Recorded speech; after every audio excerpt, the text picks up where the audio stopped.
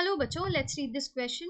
Given below are three statements 1 to 3, each with a blank. Select the option which correctly fills up the blanks in any two statements. यहाँ पर statements देखिए क्या कह रहे हैं. Wings of butterfly and birds look alike and are the result of blank evolution.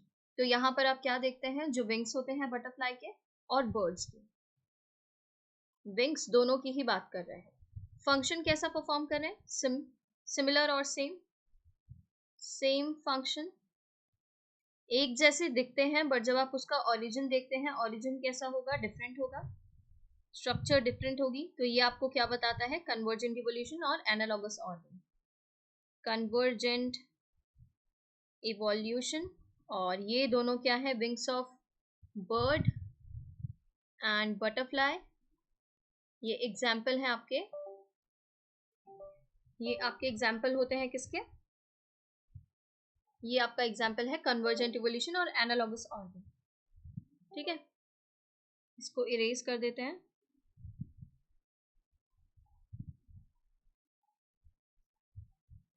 ये आपका convergent evolution का एग्जाम्पल हो जाता है, wings of birds and wings of butterfly. Short में लिख देते हैं. ठीक है, तो यहाँ क्या आ जाएगा? 1 में कन्वर्जेंट इवोल्यूशन.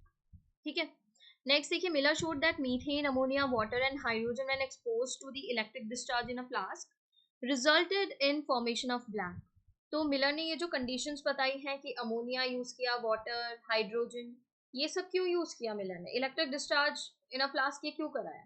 क्योंकि ओपेरन एंड हेल्डन ये बता चुके थे, उन्होंने केमिकल इवोल्यूशन के बारे में बता दिया था ओपेरन एंड हेल्डन ने, कि जो प्री एग्जिस्टिंग लाइफ है और फर्स्ट फॉर्म ऑफ लाइफ है जिसको हम प्री एग्जिस्टिंग कह रहे हैं. एक तो लाइफ जो आई है प्री एग्जिस्टिंग लाइफ से आई है, ये तो आप जानते ही हैं. बट ओपेरन एंड हेल्डन ने क्या कहा? जो फर्स्ट फॉर्म ऑफ लाइफ है वो ऑर्गेनिक मॉलिक्यूल से आई है. जैसे कि आप देखते हैं डीएनए, आरएनए एंड प्रोटीन, ये मॉलिक्यूल्स की बात की जाती है यहाँ पे. ठीक है, ये किसने कहा? ओपेरन एंड हेल्डन ने. बट जब हम इसके एक्सपेरिमेंटल प्रूफ की बात करते हैं ना, तो वो आपका स्टेनले मिलर ने दिया एक्सपेरिमेंटल प्रूफ. उन्होंने लेबोरेटरी में सिमिलर कंडीशंस बनाई जैसी कि कहाँ मिल रही थी? प्रिमिटिव अर्थ पर मिल रही थी. वही कंडीशंस कहाँ बनाई? लेबोरेटरी में. ठीक है, तो यहाँ पर इन्होंने कहा कि लेबोरेटरी के अंदर अब सिमिलर कंडीशंस कैसे? अर्थ पे कैसा टेम्परेचर था? हाई टेम्परेचर था, वॉल्केनिक स्टॉर्म्स चल रहे थे और रिड्यूसिंग एनवायरनमेंट था, मॉलिक्यूलर ऑक्सीजन नहीं मिल रहा था. तो ये सब कंडीशन वहाँ उन्होंने रखी थी.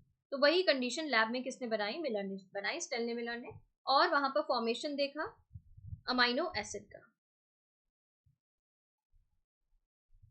ठीक है, अमाइनो एसिड का ऑब्जर्वेशन देखा. सिमिलर एक्सपेरिमेंट में अदर ऑब्जर्वेशन भी देखे गए, जैसे कि शुगर फॉर्म हुआ, नाइट्रोजन बेस बने, पिगमेंट, ये भी देखा गया.